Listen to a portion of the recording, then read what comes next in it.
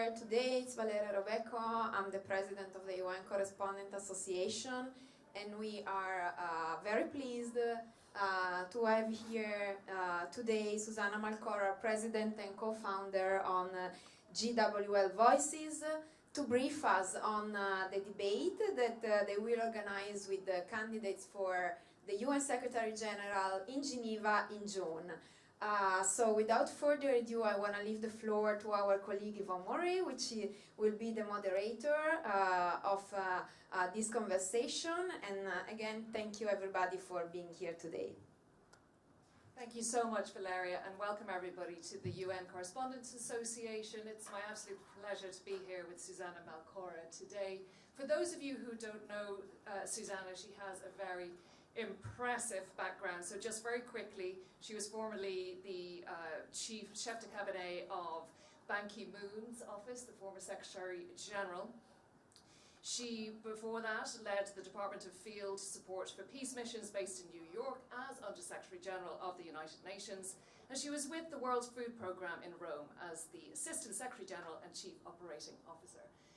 Extremely impressive background, Susana, and we are very delighted to have you here today. The way this is going to run is we're going to do a short 10 minutes or so of introductory remarks from Susana. Then afterwards we're going to open the floor to questions. This is not a long session because we live in busy times, as we know, so we will try and be out of here in about half an hour. Susana, I'm going to give the floor to you now to speak for 10 minutes or so. Thank you. Thank you, and thank everybody. I want to really thank you because I know how busy these times are, and having this crowd here is really impressive. So I thank you, I thank the Correspondent Association for allowing us the time and the opportunity. First, it's been back home, so this is not the first time I'm in this situation, although it's the first time I do it without being a UN official, and that makes a difference. And coming from civil society, it gives a bigger weight to have the opportunity to meet with the UN correspondents. I am the president of an organization called GWL Voices, stands for Global Women Leaders Voices. This was created 7 years ago. In fact, yesterday we celebrated our 7th anniversary. We came out public on March the 8th in 2017. It was founded by Irina Bokova, Helen Clark, and myself. And the three of us competed in 2016 to be Secretary General. So that's what united us. And some could argue separated us too. It was a time in 2016 when there was no doubt the next Secretary General was going to be a woman, and there were 7 candidates among the 13. And there were, I have to say, very impressive candidates. And in the end, there was no woman chosen. It was Secretary General Antonio Guterres. And I always say, and I said in his house again, he has many talents, many virtues. The one he does not have is being a woman. So we were quite frustrated. I was very frustrated, not because I was not chosen, it's because not a single of the 7 women who ran were up to the task. And I felt that there was no reason for that. So a couple of years after, Irina, Helen, and I met in New York in one of these gatherings. We had dinner, and we discussed what could we do together that will show first that we could compete, and compete tough, I mean, because each one of us wanted the job, but then come together and work together. And after further thinking, we came up with the idea of GWL Voices, which has 2 main objectives. One is to work on the strengthening of the international system. And when we founded 7 years ago, that seemed like a very important task. It's even more important 7 years later. And the uniqueness of our group is we do it through the lens of women and women's leadership. So we really focus on the reform of the system, but we always put an emphasis on women, in the impact on women, not as victims, but as the real way to transform the system. And we work on very many different questions. We work on peace and security, we work on climate change, we work on health, We work on technology, we work on, of course, on the reform at large, and of course we do a lot on gender-based violence. So we have different areas of expertise. We are now almost 80, and it's interesting that I have to say almost 80 because we are 79. We would have loved to have the 80th by today, but we are short of one. And these are women that come from all the different areas of the international system, not only the UN, some regional organizations, the financial, the IFIs, the regional banks. So it's a very, very interesting group of women. All of us interested, again, in strengthening the global governance, in strengthening global cooperation, but in bringing to the fore the perspective of women and women leadership. So one of the things we do, and we have been doing this for the last 5 years, is this report, and you will have a copy to take, which is the Women in Multilateralism report. And that report shows the participation of women in the system. We started showing a number of UN institutions, then we expanded the number, then we went beyond the UN proper, we have other associated institutions, and lately we have also been looking into the representation of member states at the global governance. And it's very interesting to look into that because member states speak a lot about equal opportunity representation, about how the UN should move beyond that. And when you look at the figures show that member states speak but don't do. It's more words than deeds. And just to tell you, in Geneva, only 34% of the representatives are women. In Vienna is 31, and in New York, which is of course the center of the politics of the UN, is only 23%. So there are many member states that never had a woman. So we are trying to highlight how difficult it is to have a fair representation of women in global governance. Of course, this year also we are very dedicated to the selection of the next Secretary General, which is one of our main objectives. We launched 3 years ago a campaign called Madam Secretary General, which speaks to the fact that we need to really put a focus and a political focus, not only a civil society buzz, which is important, it's very important, but it's not enough, because in the end, as you all know, things are decided behind closed doors by member states, particularly by some member states. So we are working hard on that. We have been doing it starting 3 years ago. And now we are in full-fledged this year. This is our subject for the coming month. And as it was said at the introduction, one of the things we are working is to socialize this notion of the process of selection of the next Secretary General. And we are doing it from the perspective that we want to make sure that people are exposed, people meaning the peoples of the world, are exposed to the candidates that are seeking to be selected or elected. More selected than elected, I should say. And that's why when the member states decided on the resolution on the revitalization of the General Assembly last year, we look into it with extra care. In fact, we work with some member states to make it stronger. We wanted this resolution to have a consideration on the process that was even more open and more accountable than the one that took place in 2016. Unfortunately, that was not the case. And there are a few things missing. There are some additional things that are good, but there are a couple of things that are missing. One of them is the dialogue with civil society that has not taken part of this process, the formal process, I mean. And the second one that to us was really revealing is that there will be no public debate among the candidates. I don't know if you recall, but in 2016 there were 2 public debates because we were so many that they could not squeeze all of us in only one debate. So we had 2 debates. Everything was done through drawing, and we had 2 debates that were broadcasted by Al Jazeera at the time. So we decided that, even though this is not part of the formal process, we are going to avail the platform and the opportunity for all candidates to participate in a debate. And this debate will take place in June the 9th in Geneva, at La Maison de la Paix in Geneva. And we are inviting all candidates, and in fact we are sending the invitations as we speak, the 4 candidates that for now have been announced formally to take part of this debate. It's of course not obligatory. It was obligatory last time because it was part of the normal process, the formal process, but we hope that all candidates will feel compelled to make their case to the peoples of the world.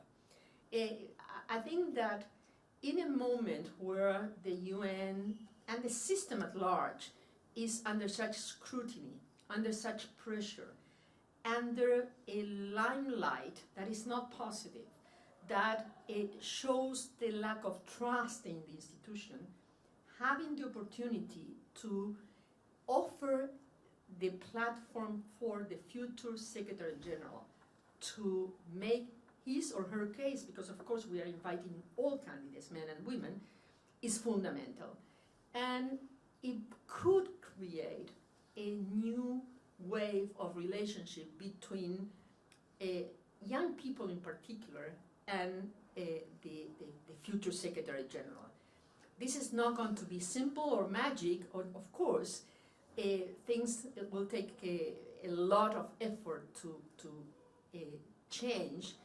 It's not in the hands of the Secretary General only. We all know that the UN is a very complex institution that brings together member states, some member states more than others, and the Secretariat has only part of a role, but that role is significant, and we want to convey that in this debate. So we are really very serious about pushing this notion. We are speaking with all critical member states. We are reaching out to the members of the Security Council to make the case for a Madam Secretary General. And again, not because we believe that a woman will have a magic wand, not at all. It's because we believe that it's time for a different type of leadership. And women clearly bring the opportunity of a different leadership, a leadership that approaches issues, problems from different angles, a leadership that is able to bring together teams that are more diverse, that bring different perspectives, and that hopefully will be able to address the questions at hand in a different way. So this is who we are, this is what we are doing, and this is why we are here to speak with you. Susana, thank you so much. Do you know that you spoke for exactly 10 minutes? You got some sort of internal clock. That was pretty amazing. Susana, before we open to the floor, I just wanted to ask you briefly, when you were appointed Minister of Foreign Affairs of Argentina, and indeed when you were running for Secretary General of the UN, did you think at that point that things were going in the right direction in terms of women's equality? And at what point did you think that that had changed? Well, it is clear that 10 years ago, the situation vis-a-vis women and the consideration of women's issues was in a very different place. We just need to remind ourselves that in 2015, when we gathered here on the 70th, on the opening of the 70th General Assembly, there were a huge number of heads of governments and heads of state. It was record number. Pope Francis was here. We all embraced wholeheartedly the 2030 agenda, and only a couple of months later, a year later in 2016, we had, it was 2015, at the end of 2015, we had the climate change agreement in Paris, the Paris Agreement. So one was at a point where hope was there.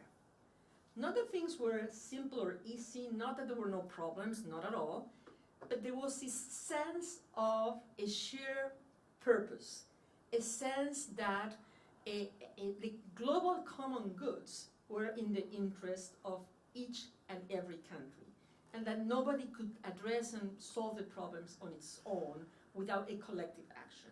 And part of that was having women at the center, and that's what brings SDG 5 and you know, in the climate change environment, many questions pertaining to women's and women's perspective. We lost that. And I think there are many reasons one could use to explain why we lost it.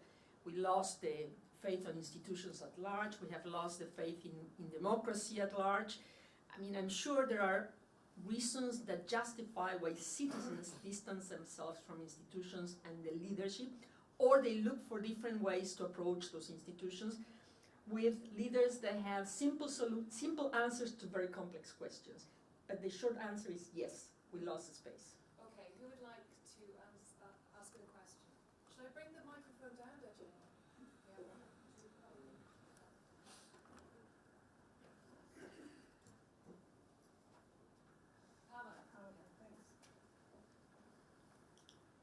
Thank you so much, and thank you to, I don't know if I should say minister, president, Susana. ambassador, Just Susana. but it's great to see you again. What do you think, you've been in so many roles here, what do you think is the main reason that it appears to be, or maybe you'll say it isn't, less interest in a UN Secretary General that's a woman than there was in 2016, if you perceive that to be true? I mean, times are tough. Thank you so much. Thank you so much, and it's great to see you here. Okay, well, let's take, yeah, please. Okay, why don't we take 3 questions, but then you'll have to write down Yeah, so you don't no, forget. don't worry.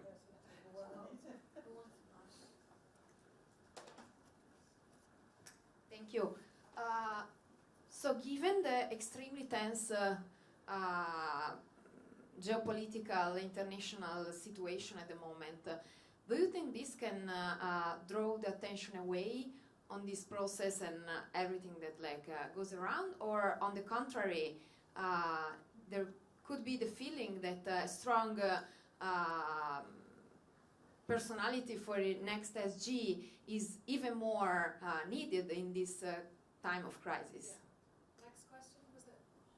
Okay, we've got. Okay, why don't we take them all? Yeah, go with yours first. Thank you very much.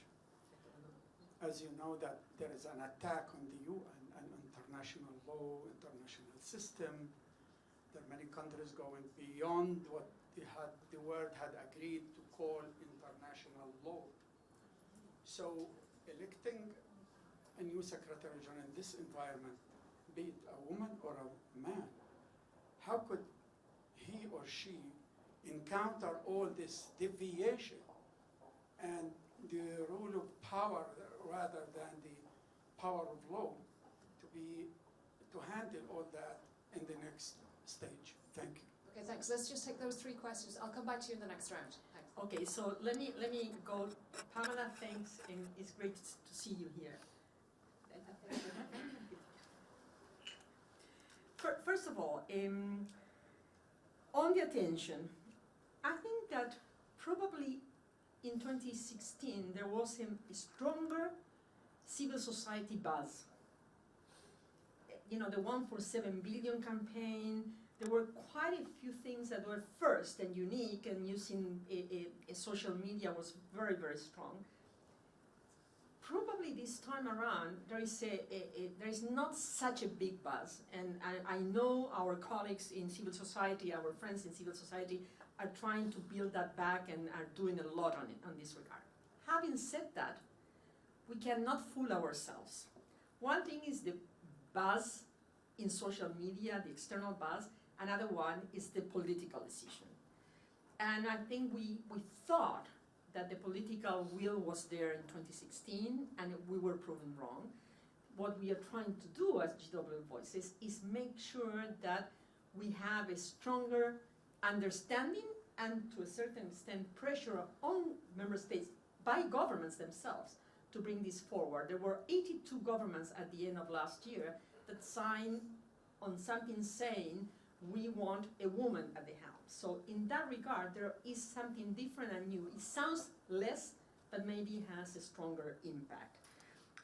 On the geopolitical situation, it's clear that the geopolitical situation is tainting the whole process, is tainting the reality we live in. We are in that geopolitical environment.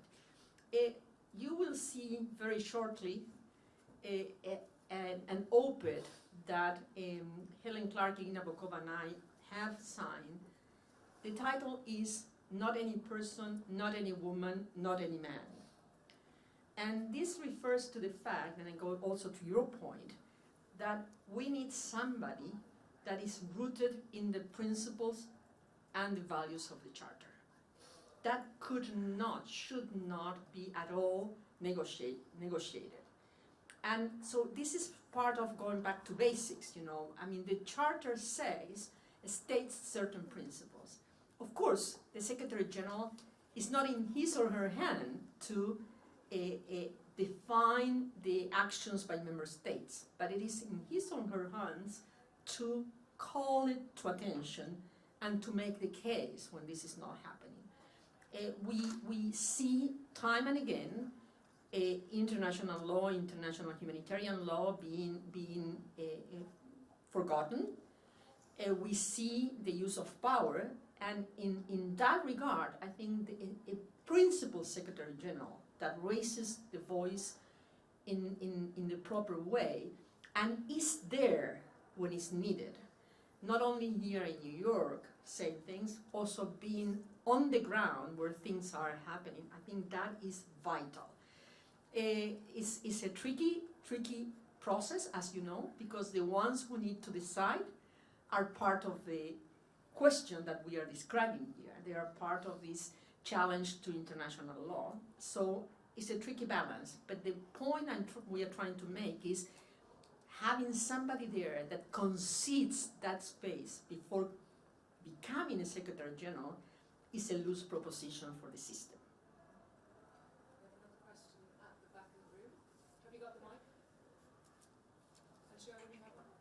Hi, Ms. Malcorra. Thank you for this briefing, Jessica from France 24. When I interviewed a man who is running for Secretary General, I asked him if it wasn't time for a woman, and his response was, well, the most qualified person should be the next Secretary General. And it struck me that some context was missing there. What would your response be to that? I'm all good with the most qualified person, because I'm convinced that a woman is the most qualified person for sure. So I have no problem. If merit is the issue, which by the way was never raised if there were not women in the race. I always say, I assume all Secretaries General, the 9 ones that have been there, were all chosen because their merit. I assume that was the case. So I don't know why this is being brought to the attention. But even if we talk merit, if we talk qualifications, I see no reason why a woman will not be the one that has most merits to become a Secretary General. So no issue with merit. In fact, if somebody is thinking that we are shying away from merit, that person is very wrong, you know. And again, you will read what we wrote: not any person, not any woman, not any man, and that speaks at length not only about merit, but about principles and values. Question from Sharon. Ms. Malcorra, Sherwin Bryce-Pease, South African Broadcasting, welcome back to the UN. You talk about how women don't necessarily represent a magic wand, but that a change in leadership is necessary. So my question is, does that change in leadership translate to the requisite changes you seek on the ground? What does a change in leadership and a woman at the helm of the UN mean for the people of Gaza? What does it mean for the people of Sudan? What does it mean for Ukraine and all these conflicts that proliferate around the world? What is changing that leadership at the top going to mean for people at the bottom? Well, that's an excellent question. That goes to the heart of the issue of how magic the role of the Secretary General, man or woman, can be. And I said it earlier, it's not magic, no question. But how you approach to bring to the fore those issues can be very, very impactful.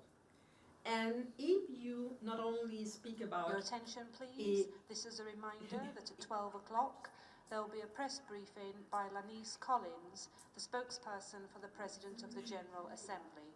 This will then be followed by the regular spokesman's noon briefing. One woman letting I another woman repeat, at speak. 12 o'clock, there will be a press briefing by Lanice Collins, spokesperson for the President of the General Assembly, and this will then be followed by the regular spokesman's noon briefing.